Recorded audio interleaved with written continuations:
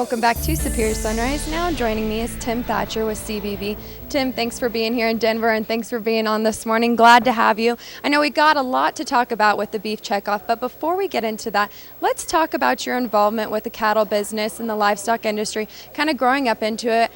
It's my understanding that you've been selling cattle with Superior for 30 years. Tom Bornhoff is your rep, so you've got an extensive background. So tell us a little bit about that. Well, good morning. I'm a fifth-generation commercial cattle rancher from southeastern Colorado, and it's completely family-run operation. It's my mother and father and my brother and sister and my family are involved, and we have Gardner-influenced genetics, and we've sold cattle with Superior beef for years and years. And like you said, Tom Bornhoff is our rep. He does a great job, and we sold our calves at the steamboat sale. So I'm very curious to see how the market plays out the next 2 days, and hope we made the right decision. Well, yes, the market has changed over time, but what a great sell to be at and what a great sell to sell your cattle at. Everybody does love steamboat, and we're excited to be here in Denver, and I'm excited to have you here. But let's go into the checkoff. Let's talk a little bit about that. And does the checkoff have anything to do with the changes at the supermarket? And tell us a little bit about CBB.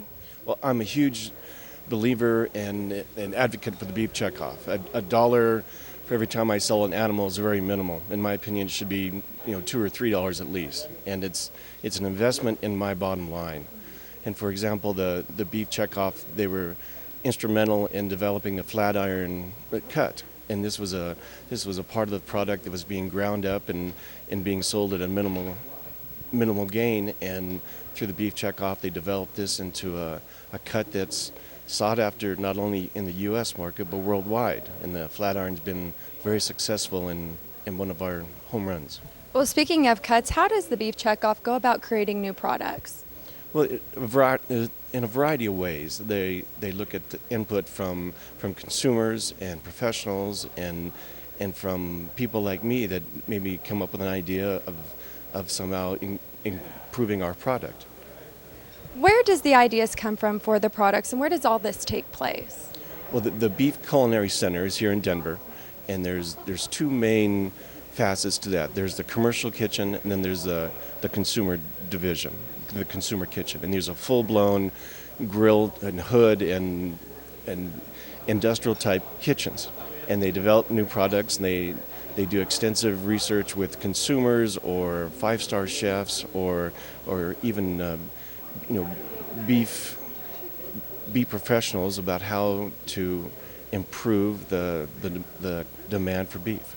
Why is that so important, though, to create new cuts and all this productivity? I mean, we are a consumer-driven business, and so you want to give the consumers what they want. And where does the beef checkoff stand in that stance? Where do they come up with these ideas? Well, the protein market is at an all-time high as far as the consumer's dollar is being stretched even thinner and thinner, as we all know. And with the pork and the chicken trying to get our consumption dollars from us, they need to come up with ways and new ideas to sell our product.